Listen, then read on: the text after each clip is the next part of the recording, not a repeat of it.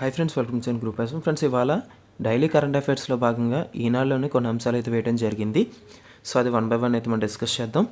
మొదటి అంశం చూసుకున్నట్టయితే ఆంధ్ర అభివృద్ధికి భుజం కాస్త స్వరాంధ్ర 2047 సాకారానికి పూర్తి సహకారం, రాష్ట్రాన్ని తయారీ రంగ హబ్గా మారుస్తామని, చంద్రబాబు నిర్దేశించిన లక్ష్యాలు సాధనకు కలిసి పనిచేద్దామని విశాఖ సభలో ప్రధాని నరేంద్ర మోడీ ఉద్ఘాటన అండ్ అలానే విశాఖ రైల్వే జోన్ సహా 2 లక్షల కోట్ల ప్రాజెక్టులు శంకుస్థాపనలు, ప్రారంభోత్సవాలు అయితే వైజాగ్లో జరగడం జరిగింది.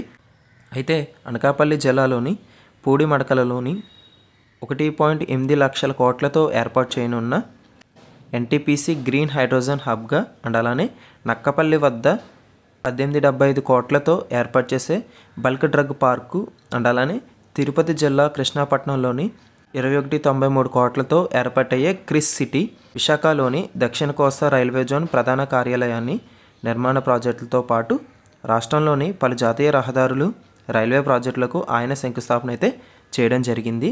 అయితే 8762 కోట్ల విలువైన పలు రోడ్లు, రైల్వే ప్రాజెక్టులు ప్రారంభించడం జరిగింది.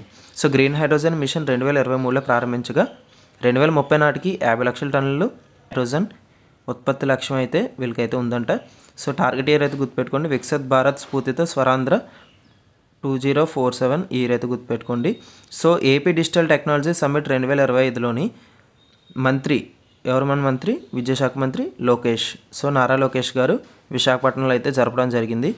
సో రాబోయే కాంపిటేటివ్లోని ఏపీ డిజిటల్ టెక్నాలజీ సమ్మిట్ అనేది ఎక్కడ జరిగిందని మనకి ఆన్లైన్ క్వశ్చన్స్ అయితే అడగచ్చు.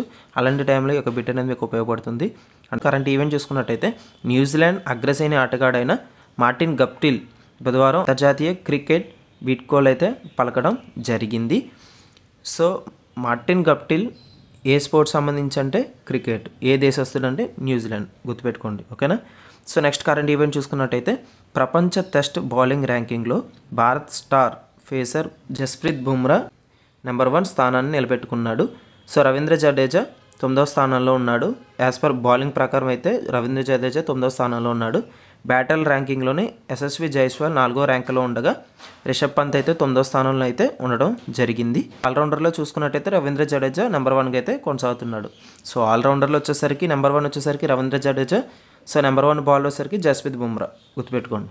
సో నెక్స్ట్ కరెంట్ ఈవెంట్ చూసుకున్నట్టయితే సుప్రీంకోర్టు, హైకోర్టు న్యాయమూర్తుల కరవు బచ్చాని డిఏ డైరెక్ట్ అలవెన్స్ అంటారు కదా, సో అది 50% నుంచి 53%కి పెంచుతూ రాష్ట్ర ప్రభుత్వం బుధవారం ఉత్తర్వులు అయితే జారీ చేయడం జరిగింది.